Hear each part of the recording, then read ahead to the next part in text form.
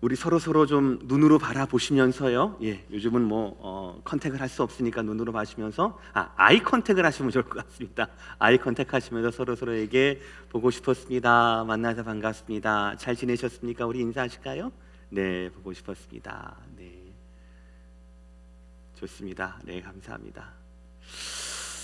예전에 식구들과 산으로 휴가를 갔던 적이 있었습니다. 약간 좀 창피한 얘기도 한데 얼마 안 돼요.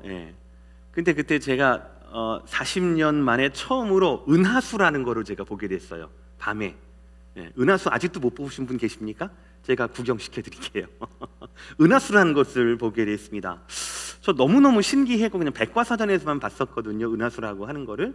근데 너무너무 신기했고 좀 아이들에게도 좀 빨리 구경시켜주고 싶어서 방 안에 있는 아이들을 막 테라스로 끌어 모았어요. 그래서 저게 밀키웨이야, 저게 은하수야 라고 제가 이야기를 했거든요. 애들이 와 막 신기해 하는 거예요. 그러더니 신기해하던 아이들이 후다닥 방으로 들어가더니 뭘 하나 가지고 와요. 다 자기 셀폰을 가지고 오더니 은하수를 셀폰으로 찍는 거예요. 그 밤에 찍힐 리가 없죠. 찍힐 리가 없는데 아이들도 아마 그 은하수라고 하는 게 밤하늘에 있다라고 하는 게 굉장히 좀 신기했던 모양입니다. 하늘의 별들은 언제나 그 자리에 있습니다. 진리예요. 하늘의 별들은 언제나 그 자리에 있어요. 사실은 우리는 밤에만 보이지만 낮에도 그 자리에 있습니다. 우리가 낮에는 태양 때문에 잘 보이지는 않지만 언제나 밤이든 낮이든 하늘은 그 별을 품고 있다라는 거죠. 우리가 가만히 해가 지기를 밤이 되기를 기다리고요. 도시의 조명에서 벗어나서 가만히 하늘을 바라만 보더라도 언제나 하늘은 그 품었던 별들을 우리에게 내어줍니다. 또 보면 볼수록 더 많아지는 것이, 더 많이 보이는 것이 밤하늘의 별들 아니겠습니까?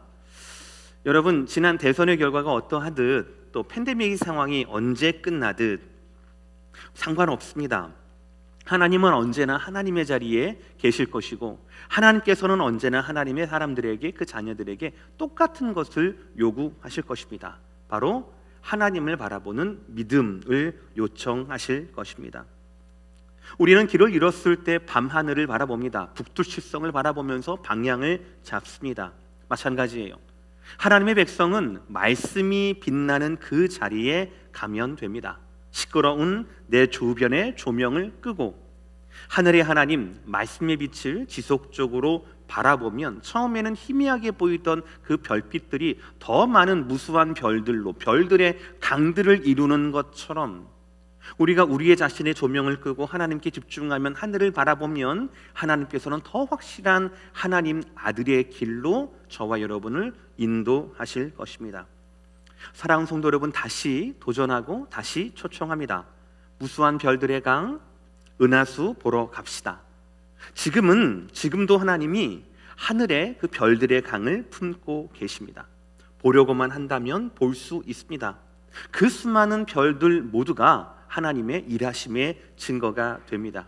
팬데믹의 상황이지만 지금도 하나님은 일하고 계십니다. 여러분, 오늘 말씀을 통하여서 다윗과 더불어서 다시 하늘을 바라보시고 하나님의 임재하심과 하나님의 일하심을 목도할 수 있는, 그분의 일하심을 기다리고 기대할 수 있는 오늘 시간 되기를 주의 이름으로 축복합니다.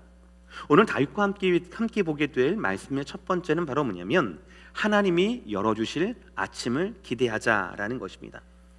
오늘 19편의 시인은 다윗입니다.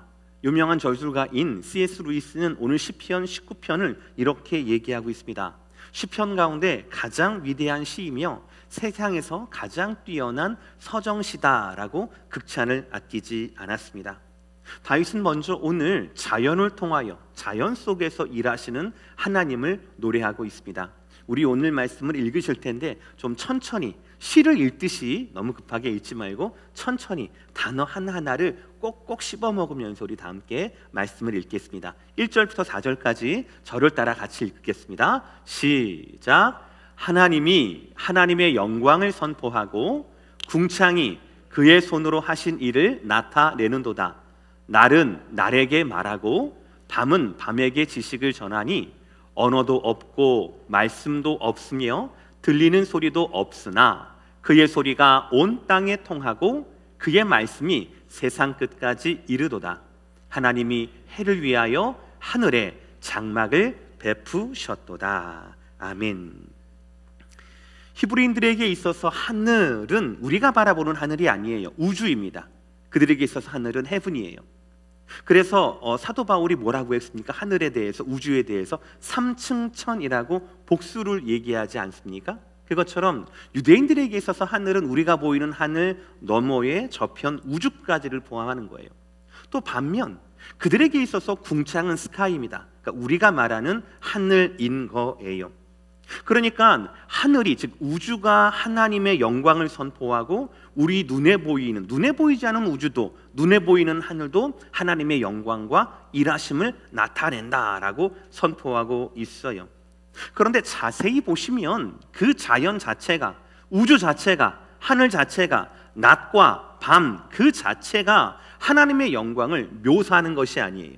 그게 아니에요. 적극적으로 그들이 주체가 되어서 하나님의 영광을 선포하고 노래하고 말하고 표현하고 있습니다. 물론 3절의 말씀처럼 언어도 없고 말씀도 없고 들리는 소리도 없으나 라는 이 말씀처럼 우리 귀에 들리거나 우리가 이해하거나 무슨 말인지를 알겠어 라고 하는 그런 인간의 언어는 아니에요. 그럼에도 불구하고 그들은 적극적으로 존재할 뿐 아니라 하나님의 영광을 표현하고 있다는 거예요. 오늘 4절 상반절을 보시면 이렇게 말씀하고 있습니다. 그의 소리가, 저것은 하늘, 궁창, 낮, 밤, 이 모든 것들을 말하는 거예요. 그의 소리가 온 땅에 통하고 그의 말씀이 세상 끝까지 이르도다. 할렐루야. 그러므로 저와 여러분들은 하늘을 바라보면 하늘이 말하는 하나님의 영광을, 별들이 바라보면 별들이 표현하는 하나님의 성실하심을 저와 여러분은 볼 줄 알고, 궁극적으로는 우리도 우리만의 언어와 우리만의 소리와 우리만의 찬송을 통하여서 우리도 하나님의 영광을 드러낼 줄 알아야 한다라는 것. 그것이 바로 하나님의 손으로 지음받은 우리의 아주 기본적인 예배라고 할 수 있을 것입니다. 비록 우리가 이 땅의 조명 때문에, 이 밝은 전기들 때문에, 도시 때문에, 복잡다단한 우리의 삶 때문에 하늘에 은하수가 있었는지 없었는지 저처럼 40년이 지나도 처음 알았던 것처럼 우리가 잊으면서도 하나님께서 하늘에 은하수를 뿌려놓았다는 걸 잊은 것 같다 하더라도 지금도 하늘은 우리가 알아들을 수 없는 그들만의 언어로 하나님의 영광을 노래하고 드러내고 있다라는 거예요. 그 중에서 오늘 말씀은 다윗은 태양 있잖아요. 태양에게 그의 시선을 집중시킵니다. 아시다시피 태양은요, 어떤 시대, 어떤 문명을 막론하고 가장 우상 숭배의 대상이 되는 것이 바로 태양이었어요. 그만큼 우리의 삶에 중요하니까요. 그러나 오늘 시편에서 다윗은 그 태양에 대해서 전혀 다르게 선포하고 있어요. 4절 하반절부터 6절까지의 말씀 우리 다 함께 읽을까요? 점잖게 노래하듯이 시작. 하나님이 해를 위하여 땅 하늘에 장막을 베푸셨도다. 해는 그의 신방에서 나오는 신랑과 같고 그의 길을 달리기 기뻐하는 장사 같아서 하늘 이 끝에서 나와서 하늘 저 끝까지 운행하며 그의 열기에서 피할 자가 없도다. 아멘. 너무 재밌어요. 하나님께서 해를 만드실 뿐 아니라 해가 거할 수 있는 장막, 텐트, 해를 위한 집도 만드셨다라는 거예요. 그래서 이 해가 열심히 일할 때는 낮이에요. 그리고 일을 다 끝내고 장막 안으로 감추실 때는 해가 없으니까 밤이라고 말하는 겁니다. 낮과 밤을 이렇게 재미있게 시적으로 표현을 했던 겁니다. 너무 재미있는 표현인데요, 이방 사람들은, 이방 민족들은 이 태양 그 자체를 숭배하고 이 자체가 우상이 되었지만 아니다라는 거예요. 하나님께서 이 태양을 만드실 뿐 아니라 지금도 하나님의 명령에 의해서 들어가라 밤, 나와라 낮, 들어가라 저녁, 나와라 아침, 이렇게 운행하시는 것이 바로 하나님의 일하심이다라는 다윗의 선포예요. 오늘 다윗의 선포에 의하면, 노래에 의하면 해를 감추신 분이 누구이십니까? 하나님이셔요. 그리고 때가 되어서 해를 나오게 하시는 분은 또 누구이십니까? 그분도 하나님이십니다. 하늘 이 끝에서 동쪽에서 하늘 저 끝까지 서쪽까지 모든 만물들이 그 비침을 당하게 되는 그 태양과 태양의 운행, 한 번도 변한 적이 없는 그 태양의 모든 것들을 누가 주관하신다는 겁니까? 처음부터 끝까지 바로 하나님의 손이 주관한다라는 거예요. 아침이 되고 저녁이 되는 것, 이 모든 것이 하나님의 일하심의 결과라는 겁니다. 여러분, 마지막 구절을 다시 한번 보여주시길 바랍니다. 그의 열기에서 피할 자가 없도다. 그 태양의 열기에서 피할 자가 없도다. 이 말씀은 우리에게 두 가지 모두를 시사하고 있습니다. 우리에게 유익한 면과 또 우리에게 좀 두려워하여야 할 두 가지 면을 함께 가지고 있어요. 태양에서 내리쬐는 적당한 열기, 아주 적절한 열기는 우리를 살게 하는 삶의 근원이 됩니다. 우리의 몸을 따뜻하게 유지시키고요, 우리가 자라게 하고 우리가 먹어야 할 농사, 음식, 동물들을 자라게 합니다. 성장하게 합니다. 내년을 기약하게 해요. 그렇게 우리의 삶을 지키는 것이에요. 그러나 그 태양의 적당함에서 조금이라도 못 미치거나 아니면 그 적당함에서 조금이라도 벗어나면 어떤 일이 일어납니까?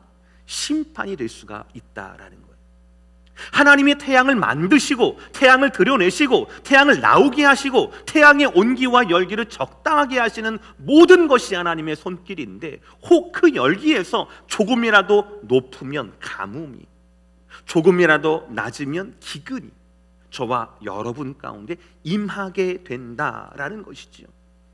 태양의 적당한 열기가 없으면 이 땅에 생명이 존재하지도 유지될 수도 없다라는 것이죠. 태양을 만드신 하나님의 능력이 없다라면, 숨기시기도 하고 드러내시기도 하는 하나님의 은혜가 없다라면, 그 적당한 열기를 적당하게 사시사철 유지시키시는 하나님의 그 일하심이 없다라면 우리의 생명은 부질없는 것이다 라고 말할 수가 있겠죠. 그러므로 사랑하는 성도 여러분, 우리의 아침은, 하나님께서 그 장막에서 태양을 불러내시는 우리의 아침은 하나님께서 우리에게 날마다 주시는 하나님의 생명의 선물이라고 하는 것을 믿으시고 고백하시고 아침마다 이것을 노래하시기를 주의 이름으로 축복합니다. 저와 여러분은 아침이 필요한 거 맞아요. 그러나 우리는 아침을 만들어낼 수 없습니다. 우리는 아침을 기다리는 존재이지 아침을 만들어내는 존재가 아니다라는 거예요. 하나님은 우리에게 새로운 아침을 날마다 주심으로 인하여서 하나님의 시작하시는 것이 바로 저와 여러분의 하루예요. 오늘은요, 11월 8일은요 11월 7일의 연장성상이 아니라는 거예요. 하나님의 오늘 아침 새로운 태양을, 새로운 생명을, 새로운 하루를 저와 여러분께 선물로 주셨다라는 겁니다. 그러므로 사랑하는 성도 여러분, 혹시 어제 기나긴 고통의 밤을 지내셨습니까? 그렇다면 따스한 아침 햇살을 기대하십시오. 하나님께서 여러분께 그렇게 베푸실 것입니다. 혹시 여러분 한낮의 괴로움 때문에, 그 수고 때문에, 땀 흘림 때문에 너무나 수고하시고 고통스러우셨습니까? 그렇다면 하나님께서 그 태양을 장막으로 가두시는 저녁의 서늘함을 기대하십시오. 또 하나님은 수고한 여러분들께 그렇게 갚아주실 것입니다. 저와 여러분의 밤과 낮이 우리에게 달려있지 않고 하나님께 달려있습니다. 마찬가지로 저와 여러분의 수고와 수고에 대한 위로도 우리에게 달려있는 것이 아니라 하나님께 달려있다라는 겁니다. 사랑하는 성도 여러분, 하나님을 기대하십시오. 아침을 열게 하시는 그 하나님을, 저녁에 되어서 서늘한 그늘을 우리에게 주시는 그 하나님을, 우리를 일하시게 하고 우리를 위로하시는 그 하나님을 기대하십시오. 저와 여러분의 인생이, 저와 여러분의 인생의 쉼이 온전히 하나님께만 있다라고 하는 것을 인정하시고 노래하시는 저와 여러분 모두가 되기를 주의 이름으로 축복합니다. 오늘 말씀 두 번째는 말씀이 열어주실 소망을 기대하자라는 것입니다. 오늘 다윗은 1절부터 6절까지 자연을 통하여 우주를 통해 또 하늘을 통해 해와 달과 별들을 통하여서 일하시는 하나님을 증거했습니다. 7절부터는 특별한 말씀을 해요. 즉 하나님의 말씀, 특별 계시를 통하여서 하나님을 노래하고 있습니다. 우리 다 함께 7절부터 11절까지 다 함께 한 목소리로 말씀을 읽겠습니다. 시작. 여호와의 율법은 완전하여 영혼을 소생시키며 여호와의 증거는 확실하여 우둔한 자를 지혜롭게 하며 여호와의 교훈은 정직하여 마음을 기쁘게 하고 여호와의 계명은 순결하여 눈을 밝게 하시도다. 여호와를 경외하는 도는 정결하여 영원까지 이르고 여호와의 법도 진실하여 다 의로우니 금 곧 많은 순금보다 더 사모할 것이며 꿀과 송이꿀보다 더 달도다. 또 주의 종이 이것으로 경고를 받고 이것을 지킴으로 상이 크니이다. 아멘. 말씀드린 대로 1절부터 6절까지는 다윗은 자연의 하나님을 이야기했습니다. 누구나 알 수 있는 일반적으로 태양을 보고 밤을 보고 태양을 기다리고 아침을 기다렸던 많은 사람들도 부인할 수 없는 창조주로서의 하나님을 말하고 있어요. 그래서 1절부터 6절까지는 하나님에 대해서 일반적인 이름은 하나님, 엘이라고 하는 이름으로 부르고 있어요. 그런데 7절부터는 하나님에 대한 호칭이 약간 다릅니다. 이스라엘만 부를 수 있는 하나님, 야훼 하나님, 이스라엘에게 말씀을 주시고 율법을 주신 그 하나님을 노래하고 있어요. 그리고 하나님을 노래하는 이유도 틀립니다. 1절부터 6절까지는 해를 베풀어 두시고 자연 가운데 일하시는, 지금도 일하시는 하나님을 노래했지만 7절부터 11절까지는 우리에게 율법을 주시고 증거를 주시고 교훈을 주시고 계명을 주시는 이스라엘의 하나님, 야훼 하나님을 노래하고 있다라는 것입니다. 먼저 7절의 말씀 보시겠습니다. 여호와의 율법은 완전하여 영혼을 소성시키며 라고 되어 있습니다. 하나님의 율법은 완전하다라고 선언하고 있어요. 저기서 완전하다라고 하는 것은 어떠한 결함도 없다, 필요한 모든 것을 가지고 있다라고 말씀하고 있어요. 물론 방금 전까지 1절부터 6절까지 자연에 있는 일반 계시는요, 자연 그 자체로 영광스러움, 아름다움, 경외심을 가지게 합니다. 그러나 완전하지는 않아요. 우리가 아름답고 입이 떡 벌어질 정도로 야, 하나님이 만드신 것 참 대단하다, 멋지다 라고 말하는 자연 경관 앞에서 우리가 자연에 동화되었다고 해서, 하나가 되었다고 해서, 자연을 지킨다고 사랑한다고 해서 하나님과 우리와의 인격적인 관계가 열어지는 것은 아니에요. 우리의 죄를 극복하고 우리가 구원받을 수 있는 길이 자연 가운데 만들어지는 것은 아닙니다. 그러나 하나님께서는 7절에서 완전한, 하나님의 구원에 필요한 완전한 길을 우리에게 주셔요. 그것이 바로 뭐냐면 하나님의 말씀이라는 거예요. 그래서 하나님의 말씀은 완전하여 라고 되어 있어요. 그리고 그 결과로 영혼을 소성시킨다라는 겁니다. 소성시킨다라는 저 말씀은 영혼을 회복하게 하다, 영혼을 부흥하게 하다라는 뜻입니다. 그리고 이어서 7절, 8절 말씀에 의하면 하나님께서 말씀을 통해 우리에게 주시는 유익을 이렇게 설명하고 있습니다. 영혼을 소성케 하며 우두는 자를 지혜롭게 하며 마음을 기쁘게 하고 눈을 밝게 하신다라고 얘기합니다. 무엇 때문에요? 9절 때문에. 우리 다 함께 9절의 말씀 시작. 여호와를 경외하는 도는 정결하여 영원까지 이르고 여호와의 법도 진실하여 다 의로우니. 아멘. 하나님을 경외하는 도는 영원하다라는 거예요. 영원하다라는 거예요. 어제, 오늘뿐 아니라 내일, 내일의 내일까지 영원하다라는 거예요. 그리고 그 길은 진실하고 다 의롭다라고 말씀하고 있는 겁니다. 그러니까 우리는 하나님의 자녀들로서, 하나님의 그 언약의 백성으로서 이 말씀을 어떻게 대해야 합니까? 10절의 말씀, 금 곧 많은 순금보다 더 사모할 것이며 꿀과 송이꿀보다 더 달도다. 아멘. 어떻게 이 말씀을 대해야 되는 겁니까? 더 사모해야 하는 거예요. 더 가져야 하는 겁니다. 더 먹어야 하는 거예요. 오늘 위대한 왕 다윗은요, 하나님의 말씀을 무엇으로 비교를 합니까? 순금과 그리고 송이꿀과 비교를 해요. 물론 순금보다 더 가치 있고 송이꿀보다 더 달고 맛있다라는 겁니다. 여러분, 다윗이 누구예요? 왕 아니겠습니까?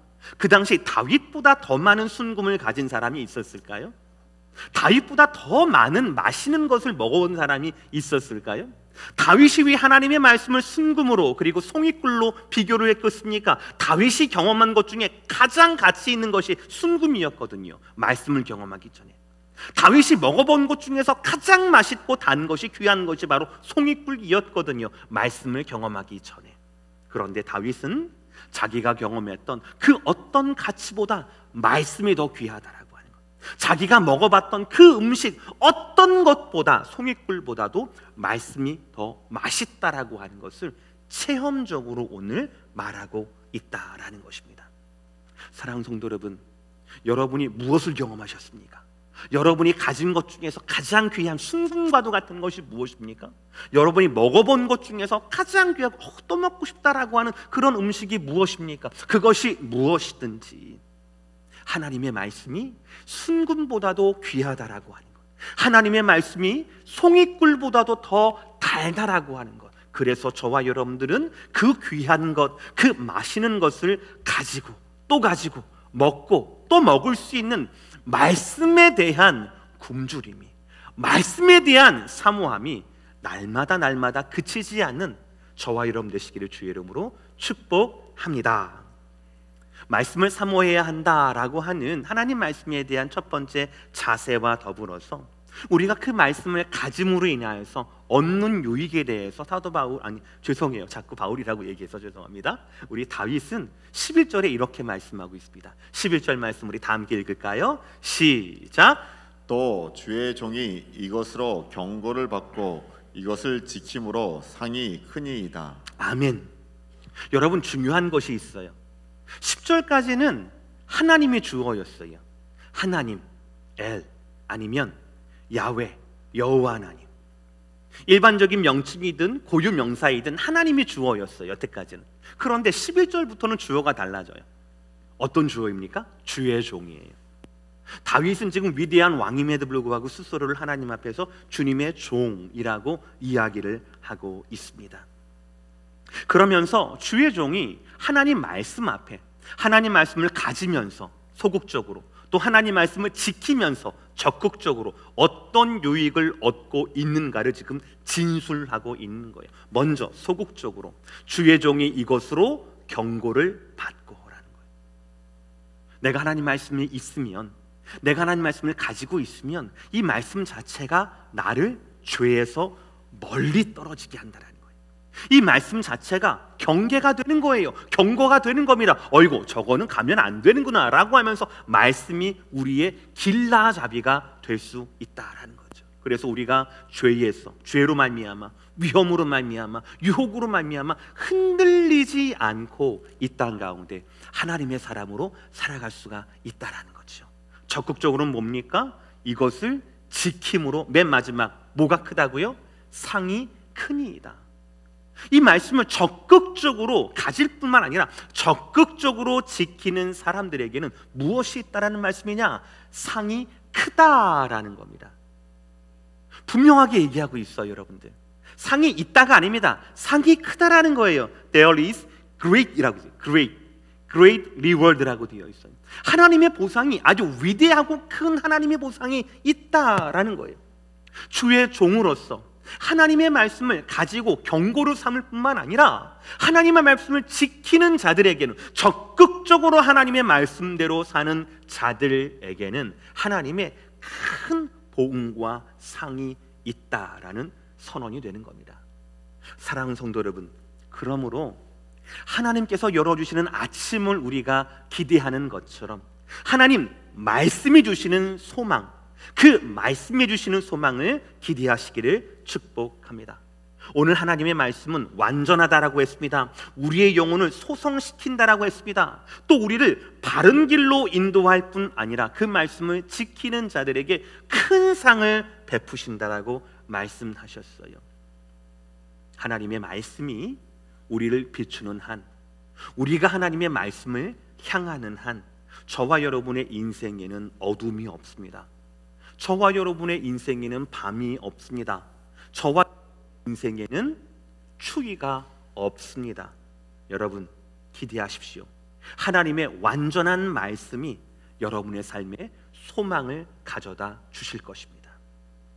오늘 마지막 말씀은 이것입니다. 성화의 아침을 기다리십시오라는 거예요. 하나님께서 장막 가운데 숨겨두셨던 그 해가 하나님의 손에 이끌려서 나오면 아침이 되지요. 아침이 되면 우리를 정복했었던, 지배했었던 모든 어두움이 다 거치듯이 하나님의 말씀이 주의 종인 우리에게 비춰지면 영적으로도 같은 일이 일어난다라는 거예요. 어둠 속에 있던 죄가 드러나고 물러가게 됩니다. 그러나 이것이 우리에게 수치스러운 기억이 되지 않아요. 오히려 우리 가운데 영광이 되고 우리 가운데 기쁨이 된다라는 겁니다. 자, 오늘 12절 13절의 말씀 다 함께 읽겠습니다. 시작. 자기 허물을 능히 깨달을 자 누구리요? 나를 숨은 허물에서 벗어나게 하소서. 또 주의 종에게 고의로 죄를 짓게 말게 하사 그 죄가 나를 주장하지 못하게 하소서. 그리하면 내가 정직하여 큰 죄가에서 벗어나겠나이다. 오늘 다윗은요, 자연을 통하여서 하나님을 노래하고요, 유대인이었던 자기의 주신 하나님 말씀을 통하여 그 완전하심을 지금 노래하고 있습니다. 그러면서 그 말씀이 자기에게 왔을 때 자기의 두 가지 죄, 숨겨진 죄와 그리고 드러난 죄, 숨은 허물이라고 해서 자기가 부지 중에 저지른 죄를 말해요. 나는 나대로 살아가고 있는데 나 때문에 피해보거나 나 때문에 슬픔을 당하거나 나 때문에 혹시 다른 사람이 어려움에 빠졌으면 나도 죄인인 거예요. 그게 12절 말씀이에요. 그리고 13절의 말씀에는요, 고의로 죄를 짓지 말게 하소서. 죄 중엔 그런 죄만 있는 게 아니라 우리가 모르고 짓는 죄만 있는 게 아니라 알면서도 고범죄라고 하죠. 뻔뻔스러운 죄도 있거든요. 이런 죄에서 나를 구해달라라고 합니다. 근데 중요한 것은 뭐가 자범죄고 뭐가 고범죄인가, 이게 문제가 아니에요. 이게 문제가 아니에요. 이 모든 죄들이 다윗을 지배할 수 있다라는 거예요. 죄의 영향력, 죄의 무서움이라는 겁니다. 여러분 오늘 다윗의 고백을 잘 보세요. 다윗은요, 죄를 나누지 않았습니다. 이거는 고의가 아닌 죄, 그래서 용서받을 수 있는 죄, 이거는 고의니까 더 괘씸한 죄, 더 무거운 죄라고 말하지 않아요. 어떤 죄라 하더라도 그 죄의 무서움을 지금 강조하고 있어요. 그 죄의 지배성을 말하고 있다라는 겁니다.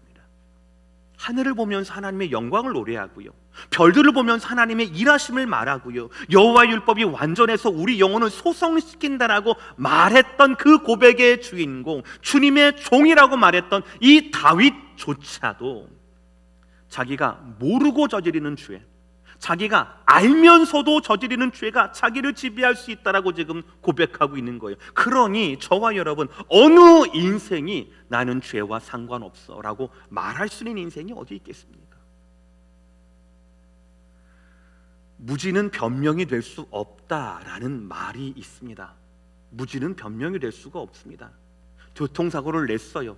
안 보였는데요, 깜빡 졸았는데요, 제가 못 봤는데요 라고 해서 그것이 그 교통사고 피해와 그 책임에 대한 익스큐즈를 해주는 것은 아니라는 거죠. 무지는 변명이 될 수가 없습니다. 모든 죄에는 결과가 있어요. 성경에서는 죄의 싹은 사망이요 라고 말씀하고 있습니다. 어떤 죄이든, 내가 모르고 짓던, 일부러 짓던, 가지고 있던 어떤 죄이든 그 결과는 사망이다 라고 주님은 말씀하고 있습니다. 그러나 여러분 오늘 다윗을 보세요. 다윗은 죄가 아니라 죄가 이만큼 무섭다라는 것으로 오늘 시편 19편을 마무리하지 않습니다. 12절 13절로 마무리하지 않습니다. 다윗이 오늘 노래를 마무리하는 후렴은 뭐냐면 14절의 말씀이에요.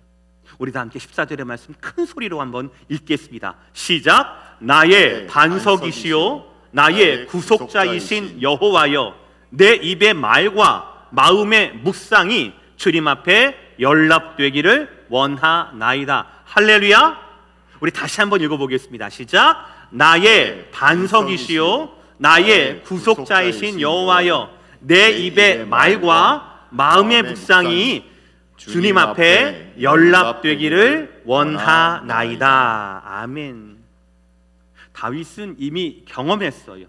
12절 의도하지 않는 죄 경험했고요, 13절 의도하던 죄를 경험했습니다. 또 다윗은 경험했습니다. 그 죄에서 자기를 구원해내신 나의 반석이시오 나의 구속자이신 하나님을 경험했어요.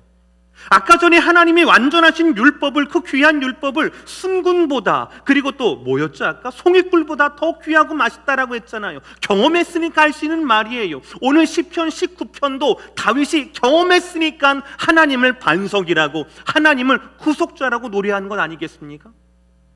어찌 보면 다윗은 전쟁의 사람이었습니다. 어찌 보면 다윗은 승리의 사람이었습니다. 그러나 끊임없는 그 현장 가운데 유혹을 받았던 것이 바로 다윗의 삶이었어요. 하나님 앞에, 사람 앞에 수도 없이 많은 죄를 짓고 회복하기를 반복하는 것이 바로 다윗의 삶이었다고요. 대표적으로 말씀드려 볼까요? 하나님 앞에서는 어떤 죄를 저질렀습니까? 하나님이 말렸어요. 그럼에도 불구하고 다윗은 인구조사를 행합니다. 내가 얼마나 성공했나? 나의 힘이 무엇인가? 자랑할 만한 것이 무엇인가? 하나님 말리셨어요. 말렸다고요. 그럼에도 불구하고 다윗은 인구조사를 진행을 합니다. 사람 앞에 어떤 죄를 가지고 있을까요? 다윗은 정욕을 주체하지 못했습니다. 전쟁에 나가야 되는데 그럼에도 불구하고 한 발짝 떨어져서 아이고 이제 힘든 거는 부하들에게 시켜야겠다라고 얘기하면서 선선한 저녁에 테라스에 나가서 무엇을 목도하게 됩니까? 자기의 가장 충직한 부하였던 우리아의 아내의 샤워하는 모습을 보고 그를 강제로 취하게 됩니다. 그리고 그것을 덮기 위해서 우리아를 음모에 빠뜨리게 됩니다. 정말 철저하게 추한 다윗의 모습이지요. 중요한 것은 그런 죄 가운데 다윗이 있었다 하더라도 하나님은 다윗에게 또 다른 은혜의 하나님으로 다가오셨다라는 것이고, 다윗은 그 은혜의 하나님을 붙잡았다라는 것이고, 그 붙잡은 다윗의 손길을 하나님은 한 번도 놓지 않으시고 다윗을 회복시켜 주셨다라는 것이에요. 그래서 다윗은 하나님을 죄를 알게 하신 하나님이 아니라 나의 반석, 내가 언제나 서 계실 나의 반석, 그리고 나의 구속자라고 다윗은 오늘 마지막 구절을 그렇게 노래하고 있는 것입니다. 믿기로 우리는 이미 다윗보다도 더 큰 축복을 받은 줄 믿으시기를 바랍니다. 왜냐하면 다윗은 보지 못했던 그 말씀이 육신이 되어 우리 가운데 거하시게 됐잖아요. 그렇죠? 말씀이 육신이 되어 우리 가운데 거하시게 됐잖아요. 우리가 그 영광을 볼 수 있게 됐잖아요. 그가 하나님의 아들 예수 그리스도예요. 그 예수 그리스도께서 우리에게 오실 뿐만 아니라 아까 전에 벗어날 수 없었던 죄에 대한 책임, 그 책임을 대신 져 주셔서 대신 죽어 주셨다라는 거예요. 그러므로 예수님 이후로 하나님을 바라보는 모든 성도들에게, 예수를 통하여서 하나님께 이어지는 모든 성도들에게는 전혀 다른 인생의 길이 펼쳐진다라는 겁니다. 그 인생의 길이 어떤 길입니까? 예수님께서 인도하시는 인생의 길이에요. 예수님께서 손잡고 함께 가시는 인도하시는 길이에요. 마태복음 11장 28절 이후 이렇게 말씀하고 있습니다. 수고하고 무거운 짐진 자들아 다 내게로 오라. 내가 너희를 쉬게 하리라. 나는 마음이 온유하고 겸손하니 나의 멍에를 메고 내게 배우라. 그리하면 너희 마음이 쉼을 얻으리니 이는 다 함께 시작. 내 멍에는 쉽고 짐은 가벼움이니라 하시니라. 아멘. 오늘 다윗이 노래했던 하나님은 천지 만물을 지으신 하나님이에요. 오늘 다윗이 노래했던 하나님은 율법을 통하여서 죄를 알게 하시는, 숨겨진 죄든 일부러 짓는 죄든 그 죄를 알게 하시는 하나님이었습니다. 그러나 그 율법에는 한계가 있어요. 늘 죄를 생각해야 합니다. 혹시 내가 죄를 지은 거 아닐까? 내가 또 모르고 짓는 죄를 졌으면 어떡하지? 라고 하는 늘 죄에 쫓기는 구약의 삶을 살아갈 수밖에 없어요. 그 생각을 떨칠 수가 없는 거예요. 그러나 예수님의 초청, 마태복음 11장 28절에 내게로 오라 라고 얘기하셨던 그 예수님의 초청, 그 초청으로 말미암아, 컬링으로 말미암아 주님을 따라가는 우리들에게는 어떤 삶이 펼쳐지는 겁니까? 짐이 가벼운, 짐이 무겁지 않은 쉬운 삶이 우리 가운데 있게 되는 거예요. 이것이 바로 은혜이지요. 이것이 은혜예요. 이 예수님의 초청과 예수님의 은혜가 임하게 되면 하나님 율법에 대한 시각과 자세가 달라지게 돼요. 그 전에, 예수님 전에는 내가 율법을 지켜야 구원받거든요. 근데 모두 다 실패하잖아요. 그렇죠? 그거 아시죠, 여러분들? 모두 다 실패해요. 그러나 예수님이 오고 난 다음에는요, 예수님께서 율법 자체가 되신 거예요. 그러니까 예수님 믿는 그 믿음으로 말미암아 우리가 의롭다라고 칭하게 된 거예요. 그래서 우리가 의롭다라고 예수님이 칭해 주셨기 때문에 이제는 우리가 그 수준에 쫓아서 살아가게 되는 겁니다. 그 전에는 율법을 지켜야 구원 얻을 수밖에 없는 그런 구약적인 한계를 가졌지만, 이제는 우리가 예수를 믿음으로 말미암아 의롭게 되어서 이제는 감격해요. 사랑함으로 말미암아 율법을 지킬 수밖에 없는 그런 역전이 우리 가운데 이루어지게 됐다라는 거예요. 결코 우리의 삶이, 율법이 우리에게 짐이 되지 않습니다. 구원의 사랑을 더 깊이 알면 알수록 나를 향하신 성삼위 하나님, 내 영혼과 내 구원을 향하신 성삼위 하나님의 그 열심과 그 눈물과 그 음성을 안다라면 그것으로 감격하여서 내가 주의 율법을 날마다 즐거워하면서 지킬 수 있게 되는 것, 이것이 바로 예수님께서 부르신 성도의, 부르신 제자의 삶이라 할 수 있을 것입니다. 이렇게 우리가 한 것 없지만, 우리의 공로 없지만 예수님께서 우리를 불러주셔서 그 예수님을 믿음으로 영접한 자들에게 의롭다고 하시는 것, 이것을 칭의라고 부릅니다. 그리고 칭의 이후에, 의롭게 된 이후에 내가 예수님의 자녀이니까, 예수님의 제자이니까 이렇게 살아야지, 죄하고 멀어져야지 라고 날마다 죄를 덜어버리고 죄와 싸우며 사는 삶을 성화라고 이야기를 합니다. 저와 여러분 모든 분들은요, 지금 예배당에 계신 분들이나 아니면 화면을 보는 모든 분들은 이 칭의와 이 성화, 그 사이 어느 지점에 있다라는 거예요. 칭의와 성화, 그 사이 어느 지점이 바로 저와 여러분의 포지션이라는 겁니다. 믿음으로 우리의 의인이라는 신분은 취득되었지만 아직 수준은 의인만큼 되지 않는 거죠. 그래서 우리는 날마다 기도하고 날마다 말씀을 보고 말씀을 통하여서 저와 여러분의 인생을 교정하게 되는, 날마다 회개하고 하나님의 은혜를 구하게 되는 것이 바로 저와 여러분의 일상이 된다라고 말할 수 있겠죠. 그래서 더욱더 내 죄를 해결하신 예수님의 복음을, 그리고 내 안에 계셔서 나와 동행하시며 죄를 깨닫게 하시고 회개하게 하시는 성령 하나님의 역사를, 그리고 이 고단한 성화 가운데도 날마다 필요할 때마다 우리에게 너는 내 사랑하는 아들이다 라고 음성을 들려주시면서 우리를 응원해 주시는 성부 하나님의 그 사랑의 목소리, 그 목소리를 의지해서 저와 여러분 오늘도 하루하루 죄를 이기며 주님을 닮아가고 살고 있다라는 것입니다. 여러분, 이런 성화의 삶은 결코 쉽지 않습니다. 그러나 결국 아침을 우리가 만들어내는 것이 아니듯이 결국 이 성화의 아침 또한 하나님이 이루어 주십니다. 하나님이 만들어 주셔요.